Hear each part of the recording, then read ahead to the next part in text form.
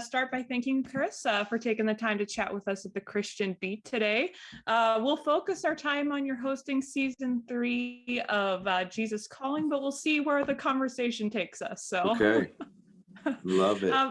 Awesome. Well, I just want to start though first with when you were first approached with the opportunity of hosting, kind of what was your initial drive behind saying yes?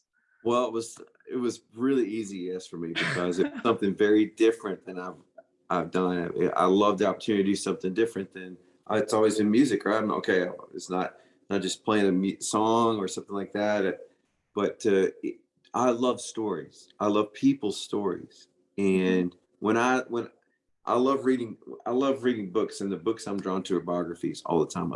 I'm always drawn to the story, somebody's story, because it's real, right? And so to be able to tell people's real story and to be able to host that in people's story to come so alive and people to hear, to be encouraged by those who've gone through hard times, those who've gone through a lot of despair, hurt, and yet the grace of God has brought them through, and then to be able to tell that story episode after episode.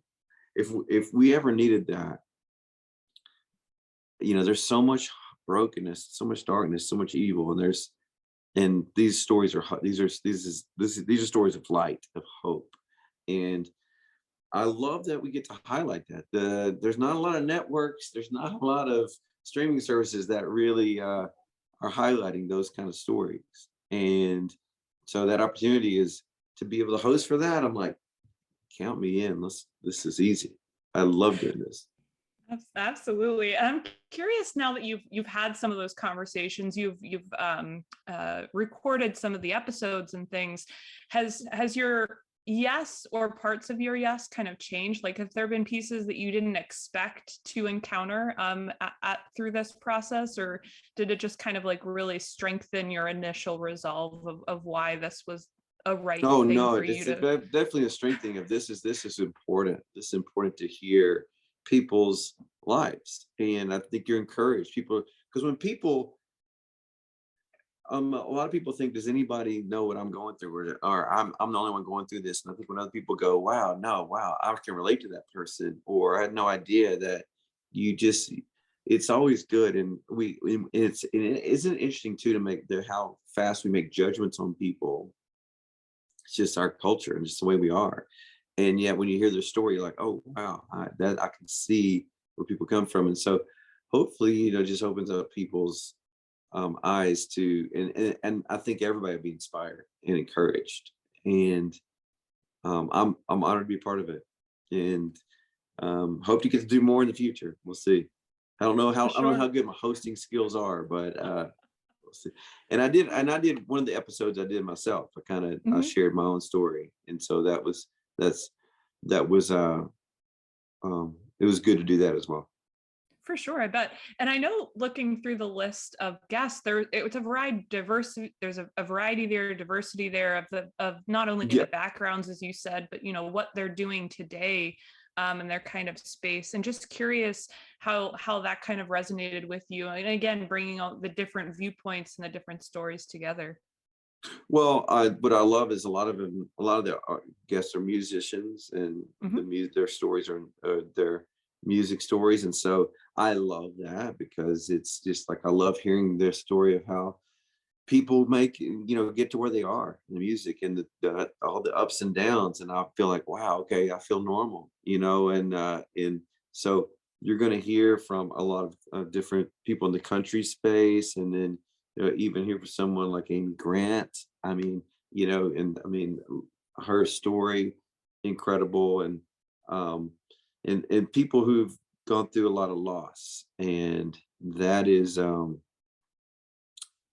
think that's what is really powerful about, because life is unfair, life is hard, it's a lot of heartbreak and loss, and so it's very relatable to hear other people and what they've gone through, and yet they found to be able to stand on solid ground of Jesus, and coming for them and lifting them up in out of these pits of despair, And I that's what is so needed, and because if you live long enough, you're going to be hurt and disappointed in this life, and that's the human story, right? And so I think it's good to tell those stories, but tell it this in the place of there's a great hope, and there's a great hope no matter what you've gone through in life. And that's what I'm excited for people to see.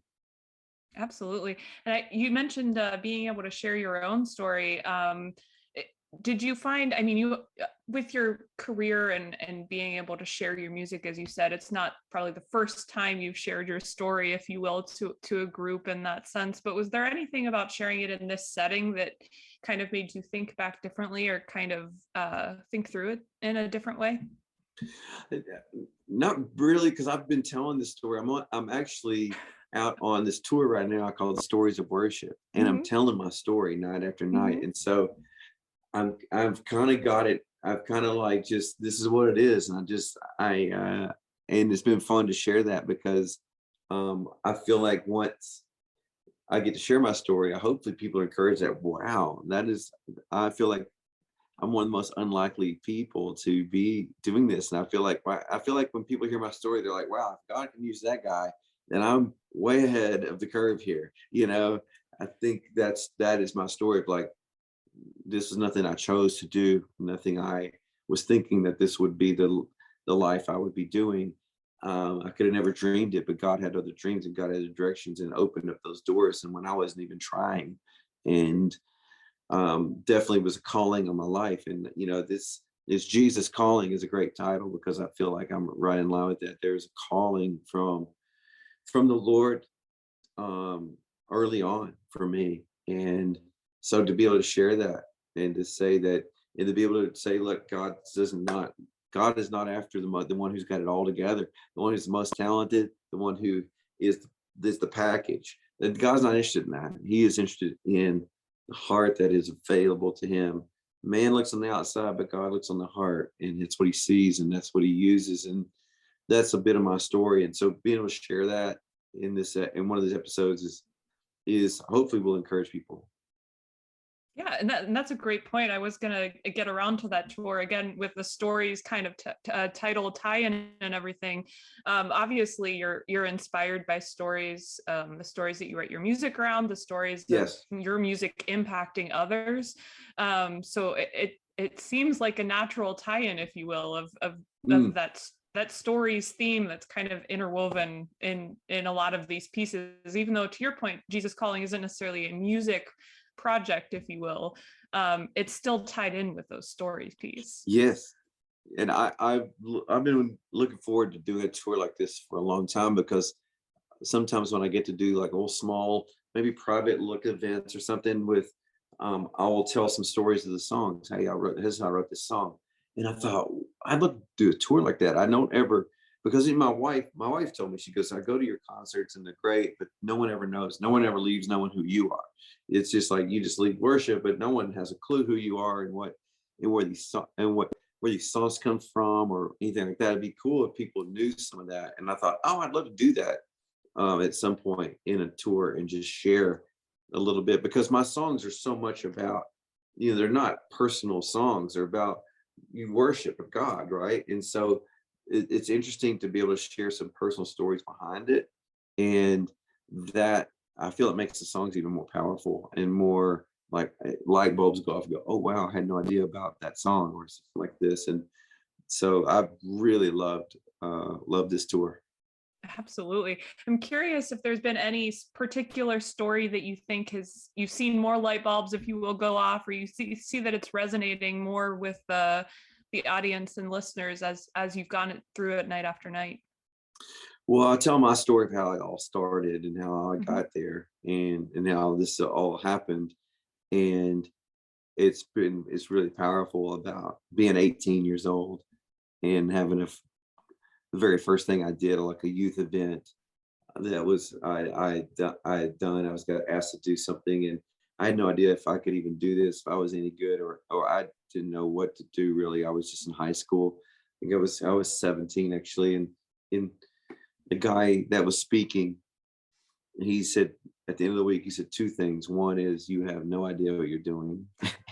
And two, you have no idea how God's going to use your songs all over the world. And he said, and he put his hand on my head and just said, God, would you make Chris a psalm writer for his generation? And he saw something I completely didn't see in myself and surely did not see. And would have never dreamed that it would, I didn't even have to have any songs at that point, but started writing songs after that. And it's been this long, just this kind of this long trajectory of just trying to follow these songs and wherever God's leading and all the ups and downs in that. But I think it's fun to share that this was not something I was looking for. If someone just literally came to me and said, hey, I've been praying and God showed me that you're going to write songs and the whole world's going to sing them. And I'm just like, what are you talking about? And so hopefully that's encouraging to people that God can do things you never dream of doing. Absolutely. And I know I want to make sure I'm respectful of your time. So I'll close with one final question for you. And I'm not trying to ask you to like pre-write your story here by any means, but looking ahead for the rest of this year, is there something either professionally or personally that you're just most expectant for to have?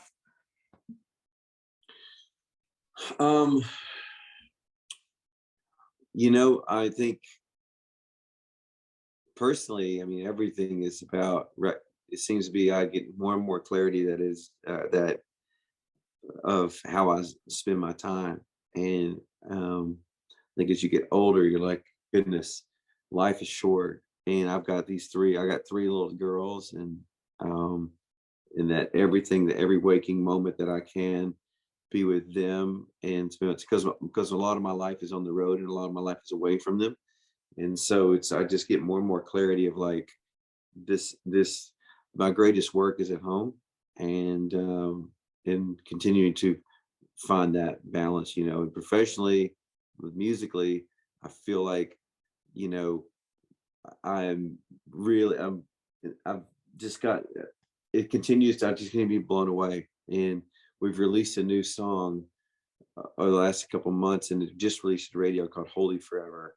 And it is kind of the anchor of what I want my music to be about.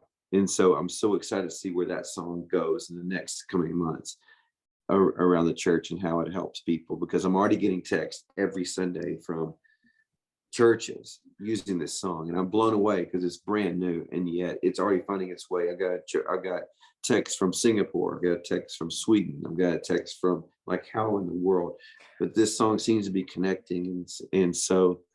And it's the kind of song I always pray it connects. It's a really kind of song that is nothing about us. It's completely about the transcendence of God and just helping people just worship. And so I'm excited about that. Absolutely. That's awesome. It's so awesome for music, just having that connection, like you said, that has no bounds of being able to connect different people that way. Right. Well, I just wanted to thank you again, Chris, for taking the time. Really appreciated getting to hear more about Jesus Calling and how stories have played such a piece in your career, for sure. Awesome. Absolutely. Thank you so much. And appreciate you getting the word out about it.